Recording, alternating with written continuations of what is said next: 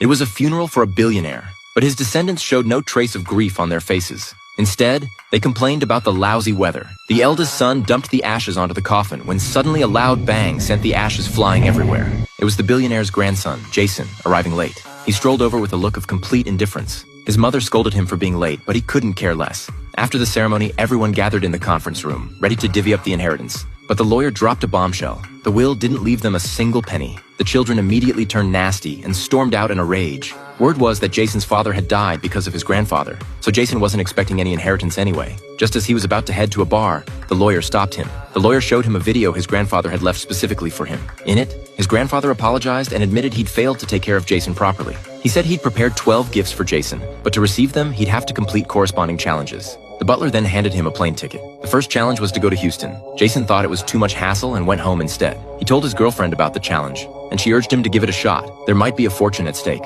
After thinking it over, Jason headed to the airport first thing the next morning. Following the instructions, he left the airport and was met by Gus, who claimed to be his grandfather's old friend. Gus took Jason to a farm and ordered him to hammer in fence posts for $1 per post. Jason lazily lounged on the posts instead of working, but Gus never forced him. Every morning, Gus would simply drive Jason to the work site. After several days, Jason finally got it. He'd be stuck here forever if he didn't finish the job. Reluctantly, he started working, but his fence posts were crooked and sloppy. When Gus saw them, he knocked them down and made Jason start over. Gradually, Jason's fence posts stood perfectly straight, stretching as far as the eye could see. When the challenge ended, Gus drove him back to the airport and left him with these words: "Whatever you do in the future, put in the same care you put into those fence posts." But Jason only cared about getting his reward. The lawyer told him the gift was the challenge itself. Jason returned home furious, only to find the lawyer had cleaned out his place. All his sports cars had been towed away. That night, when he took his girlfriend to an upscale restaurant, his credit card was declined. Jason asked his girlfriend to cover the bill, but she stormed off in disgust.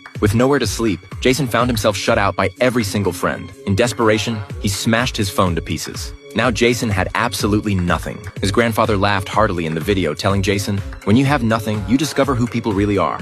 I've been there many times." He then revealed the next challenge: find one true friend while having nothing to his name.